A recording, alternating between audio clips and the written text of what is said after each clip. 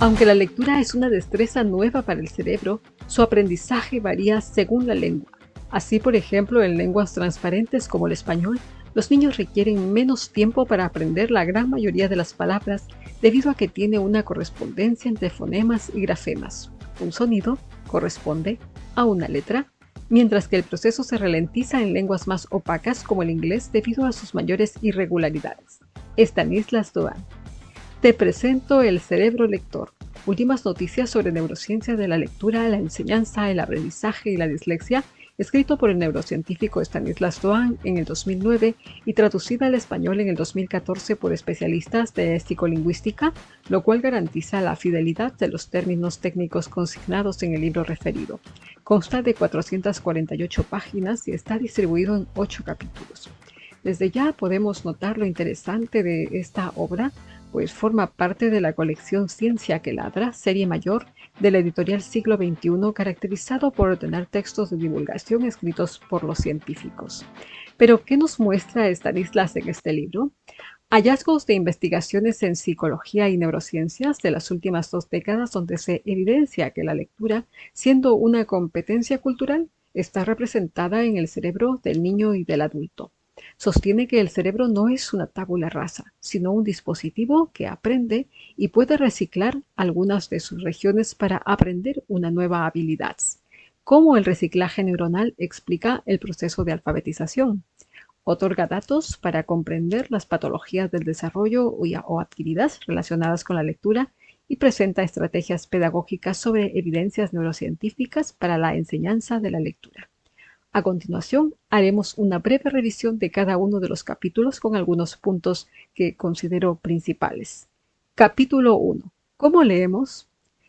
Dehaene revisa los experimentos que explican el procesamiento lector. En los primeros apartados presenta una explicación de la mecánica de la lectura a partir de investigaciones propias o de otros autores desde la psicología cognitiva. Entre ellos, los trabajos de distintos autores sobre movimientos oculares para explicar cómo procesamos las palabras escritas. Asimismo, este capítulo aborda cuestiones sobre el problema de la invariabilidad, es decir, explica por qué podemos leer palabras escritas en cualquier tipografía y tamaño, así como distribuidas de distinto modo. Luego sitúa una discusión central en la investigación referida a la lectura ante la pregunta: ¿se accede directamente al significado de las palabras o se convierten las letras en sonidos y estos últimos nos permiten acceder al significado? Lo cual le lleva al modelo de 2 rutas para la lectura, una ruta fonológica para acceder al significado y una ruta léxica que permite acceder directamente desde la cadena de letras al significado almacenado en el léxico mental, siendo resultado de pruebas con pacientes lesionados, pero también con niños. En relación con el modelo de doble ruta, el autor señala las diferencias en el procesamiento lector que se pueden originar en función del sistema ortográfico al cual estamos expuestos, que pueden ser transparentes y pues con el tiempo necesario para aprender a leer en función de estas particularidades. Capítulo 2. La caja de letras del cerebro. Dehaene presenta el caso de un paciente de neurología de 1892 que podía hablar, reconocer objetos y personas, pero no podía leer luego de haber sentido un adormecimiento en las extremidades del lado derecho y una leve dificultad para hablar. Tucherin, el médico tratante, denominó a dicho padecimiento como ceguera verbal pura. El paciente, aunque tenía intacta la agudeza visual, no podía reconocer letras ni palabras. Por tanto, el análisis post-mortem del cerebro de este paciente presenta lesiones en regiones que hoy se identifican con zonas corticales que se afectan en la mayoría de los pacientes aléxicos, que pues va directamente en la región temporo-occipital izquierda. Luego, el autor reseña una serie de investigaciones a personas con lesiones similares y ante la evidencia presenta el concepto de caja de letras del cerebro, un área encargada del procesamiento de la forma visual de las palabras. Se localiza al borde de la cisura temporo-occipital izquierda y se activa durante la lectura en los cerebros de los lectores de todas las lenguas, que pudiesen ser el español, el francés, el inglés, chino, japonés, por citar algunas. Finalmente, el autor vuelve al modelo de doble ruta. Capítulo 3. El simio lector. El científico señala que la lectura es una invención reciente, por tanto, el tiempo que ha transcurrido desde su aparición no es suficiente para haber influido en la adaptación de nuestra especie. Es aquí donde propone la hipótesis del reciclaje neuronal, de acuerdo con la cual las invenciones culturales, como la escritura, ocupan circuitos cerebrales ya existentes. Esta hipótesis se basa en que la organización del cerebro humano está sujeta a restricciones anatómicas y conexionales heredadas de la evolución que se modifican con el aprendizaje. Las restricciones corticales permiten explicar tanto la facilidad con la cual se adquieren ciertas herramientas culturales, así como también las dificultades específicas a las que se enfrentan los sujetos durante este aprendizaje. Por ejemplo, estas restricciones podrían referirse a la dificultad para discriminar imágenes en espejo de letras como P y Q, B y D, que se da durante el inicio del aprendizaje de la lectura. La hipótesis del reciclaje neuronal lleva a una serie de predicciones acerca de la adquisición de constructos culturales y sus bases cerebrales. Asimismo, desde la perspectiva del autor, no fue la corteza cerebral la que se adaptó a los sistemas de escritura, sino estos a sus características de procesamiento. Capítulo 4. La invención de la escritura. Doan retoma la hipótesis del reciclaje neuronal y señala que las restricciones cerebrales están relacionadas con la historia de la escritura, pues tienen un impacto directo en el aprendizaje. A lo largo de este apartado veremos que el autor hace una revisión de la historia de los sistemas de escritura y de sus características. Comienza señalando que los distintos sistemas comparten una serie de rasgos que se repiten en todos ellos, incluso cuando se trata de culturas diferentes. De otro lado, señala también que los distintos sistemas de escritura representan una relación entre sonido y significado. Y una tercera idea muy importante de este apartado es que aprender a leer implica conectar dos regiones cerebrales, el sistema de reconocimiento de objetos y el circuito de lenguaje. Capítulo 5. Aprender a leer.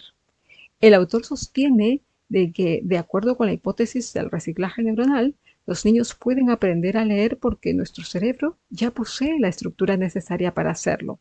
En este capítulo, Doan también revisa un modelo de aprendizaje de la lectura muy difundido que fue propuesto por Jutta Frey sobre el modelo de una etapa logográfica y pictórica, en la cual el niño reconoce palabras como si fuesen objetos o dibujos basados en aspectos visuales, que pueden ser el color, la forma, la tipografía, etc.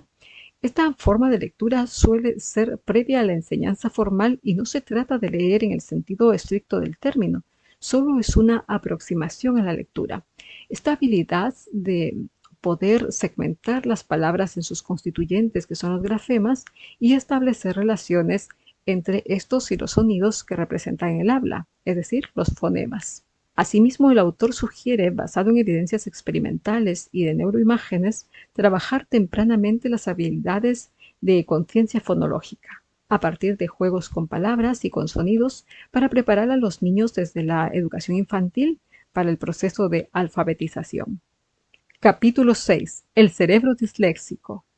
Asimismo, señala que no todos los niños que tienen problemas para aprender a leer tienen dislexia, ya que la causa podría ser un bajo coeficiente intelectual, un entorno educativo desfavorecido o una hipoacusia sin haber sido diagnosticada.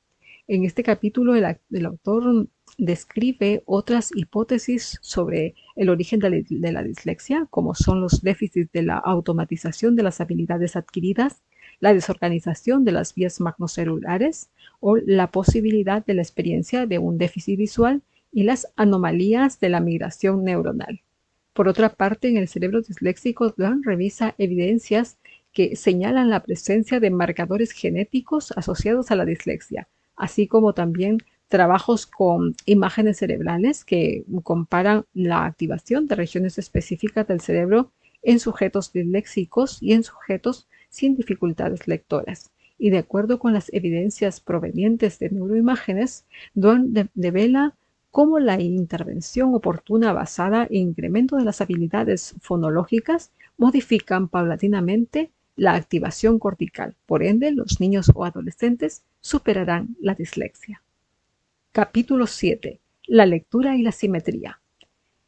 El autor aborda el problema de la escritura en espejo y señala que si bien este patrón de escritura está presente en los niños con dislexia, también suele estar presente al inicio del aprendizaje de la lectura y la escritura, probablemente en todos los niños entre 7 y 10 años, y se supera una vez que los niños aprenden a identificar las letras. Doan, además de presentar estos antecedentes, señala que la simetría izquierda-derecha ha sido fundamental durante la evolución, ya que permite almacenar objetos visuales de forma invariante, por tanto, reconocerlos en situaciones de peligro, por ejemplo, sin importar la orientación. El autor vuelve sobre la hipótesis del reciclaje neuronal y señala que en el cerebro hay muchos circuitos visuales que colaboran con la lectura y otros, como la generalización de las imágenes simétricas, generarían una interferencia transitoria, dado que para aprender a leer hay que desaprender o dejar de lado la habilidad para generalizar imágenes simétricas. La existencia de esta etapa de espejo es una evidencia de cómo una región cortical se adapta a un nuevo uso a partir del aprendizaje y la colaboración para avalar esta hipótesis. Capítulo 8. Hacia una cultura de las neuronas. El autor vuelve sobre la idea de que el cerebro humano no evolucionó para la lectura y escritura, sino que fue la escritura misma la que se adaptó a nuestro cerebro. Asimismo, sostiene que la escritura generó una revolución cultural ampliando nuestras habilidades cognitivas, pero hay otros constructos culturales restringidos por la forma del cerebro, citando algunas investigaciones sobre música, religión, matemática, arte y ciencia que tratan de identificar los precursores y circuitos cerebrales asociados con ellas. Finalmente, Doan llega a la conclusión del cerebro lector diciendo el futuro de la lectura. Es un capítulo final a modo de conclusión en el cual el autor recupera aspectos ya mencionados a lo largo del libro y señala cómo las neurociencias aplicadas a la lectura nos permiten identificar los mecanismos neuronales involucrados en la alfabetización, otorgando evidencias con aplicabilidad en el ámbito clínico y educativo.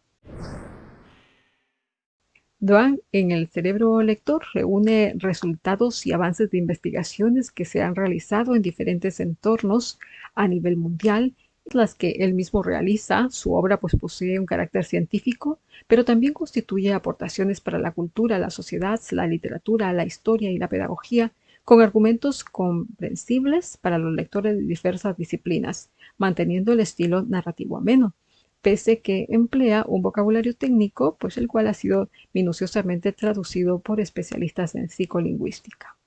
Existen investigaciones que consideran a esta obra pertinente para la práctica bibliotecaria, pues para la formación de lectores específicamente. En tal sentido, en el ámbito educativo, ejerce de información central para el desarrollo de las capacidades que estimulan la lectura, pues el autor hace énfasis en las aportaciones para el aula, lo cual ya es un plus, que revelaciones científicas no se limiten solo a una simple información, ni que queden en la academia, sino que resuelvan una problemática haciendo especificaciones sobre qué hacer y cómo hacer dichas mejoras para el aprendizaje. Pero, ¿en qué técnicas fundamenta la investigación Doan? Pues lo hace en técnicas de electromagnéticas, usa escáner para observar el cerebro, mientras que la persona aprende, lee, y esto le ha llevado a explicar que no hay un área predeterminada del cerebro que evolucionara para la lectura o para leer, y que sí existe un reciclaje neuronal. Pero, ¿a qué se refiere Stanislas con esta expresión reciclaje neuronal? Pues quiere decir que la estructura cerebral busca la manera para conectar áreas neuronales y así poder realizar la lectura sin tener que modificar las cortezas cerebrales, ya que solo se reciclan las neuronas que en algún momento realizaban otras acciones como el reconocimiento de imágenes ante la lectura. Complementa el enfoque científico con el aspecto sociocultural al establecer que el ojo no es el que lee, sino el cerebro, que la lectura es una actividad social porque necesita aprenderse igual que la escritura, pues el cerebro necesita estar inmerso en una cultura para lograr aprender a leer. Del aspecto pedagógico, resulta relevante y mucho mejor si la lectura de la obra referida se complementa con la lectura del libro Aprender a leer del mismo autor, en que el conocimiento del cerebro no determina un método único de enseñanza de la lectura. En cambio, el contar con la ciencia de la lectura es compatible con una gran libertad pedagógica, con estilos de enseñanza muy variados, con la responsabilidad de atender a todo el alumnado, con la esperanza de superar dificultades de lectoescritura que pudiesen ser causadas por la dislexia y con numerosos ejercicios que abren camino a la imaginación de maestros y niños. La difusión del cerebro lector entre docentes de nivel de educación infantil y primaria o estudiantes de la carrera de pedagogía es sin duda de suma importancia, ya que permite que aquellas personas que están encargadas de enseñar a leer tengan un conocimiento de lo que ocurre en el cerebro de los niños con la lectura. Por tanto, en qué debe basarse la enseñanza, pero también deberá ser de conocimiento de las familias, cuyo rol es fundamental. Entonces, todos nos planteamos la siguiente pregunta: ¿cómo llevar las aportaciones del cerebro lector al aula? Pues partamos por lo dicho en el análisis sobre los beneficios de contar con una ciencia de la lectura que requiere ser adaptada a los principios pedagógicos para ponerlos en práctica desde las altas esferas del sistema educativo hasta el aula, pasando por un profesorado debidamente formado de manera inicial y continua, que responda a las demandas que requiere el aprendizaje de la lectoescritura. La primera consideración debe ser pues tener presente que la lectura no es natural, es cultural, es decir, que se debe enseñar y aprender. Segundo, que el aprendizaje de la lectura o de leer o escribir es un objetivo de primaria y no de educación infantil. Por tanto, una ruta ineludible para aproximar al aprendizaje de la lectura es la conciencia fonológica, de la que hemos leído en casi todos los capítulos del libro como punto de partida del aprender a leer. Pero, ¿qué es la conciencia fonológica? Pues es la habilidad totalmente opuesta al código escrito con la que se comienza a construir en base a los sonidos. Se trabaja en educación infantil porque consiste en la habilidad que tenemos para representar y manipular las unidades mínimas de la lengua oral. Luego pasaremos a introducir el código alfabético, pero paso a paso, pues algunos autores recomiendan no enseñar el nombre de las letras. El docente de infantil solo ayudará a sus alumnos a transformar la letra o grafema en sonido o fonema. A eso le llamamos decodificación. Otra razón es porque en el aprendizaje de la lectura, por ejemplo, obviar el nombre de la letra D favorece el sonido, que es lo que un niño entre 5 y 6 años necesita saber, ya que de lo contrario podría causar un conflicto, pues para decir cómo suena la letra D, tendrá que hacer un trabajo de inhibición del nombre de la letra D para decir cómo suena la D. Además, las evidencias demuestran que ocurren estos errores al escribir, por ejemplo, la palabra dedo, la palabra perro, en niños que se les ha enseñado el nombre de la letra y no el sonido. Tener presente que la escritura en espejo es una confusión de letras por ser parecidas, como es el caso de la letra B y D, P y Q, y suele ocurrir en los niños entre 7 y 10 años, no solo por causa de dislexia, mejor dicho, tiene su origen en la evolución humana, pero para la escritura esta capacidad no es útil, por lo que se debe recurrir al reciclaje neuronal o el desaprender, y para esto hay evidencias de que es muy útil enseñar a los niños ejercicios que vayan trazando letras, por ejemplo, con los dedos. Conforme el niño avance en el aprendizaje de la lectura, poseerá más herramientas para entender el significado de las palabras.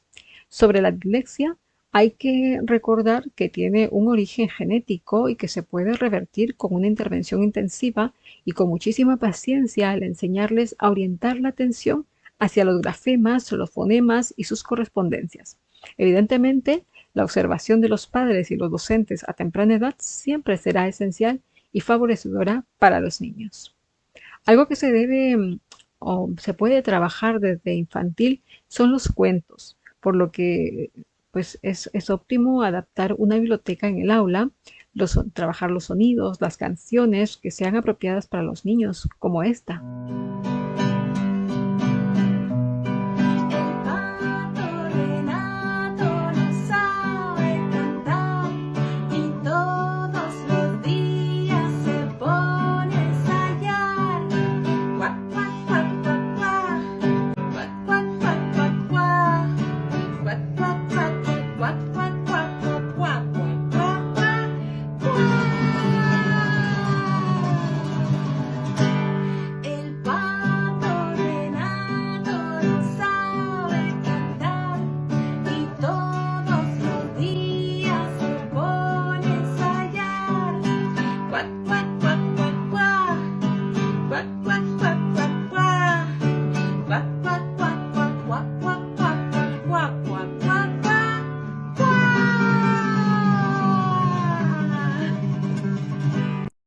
Es decir, todos los recursos y entornos donde ellos perciban su protagonismo y avance. Qué alegría da escuchar a un niño que cada vez que supera situaciones cotidianas dice lo logré. Y durante toda la primaria, pues también continuar teniendo presente el cerebro lector, fomentar la lectura y escritura con talleres de, pues, de escritura o lectura creativa, porque los beneficios van mucho más allá. Tener presente que todo es un proceso. Sobre el automatismo, considera que a través de la práctica el niño automatizará el proceso de la lectura, liberando espacio en su memoria de trabajo y mejorando así la eficiencia cerebral. Finalmente, es propicio citar a Stanislas Lem, que probablemente aporte mucho a tu motivación docente, como lo está haciendo también con todos los que leemos su obra, y dice: ¿cómo se debería enseñar la lectura? Es la primera pregunta que esta nueva ciencia deberá encarar. También deberá definirse los principios que les permitan a los niños aprender a leer sin lágrimas.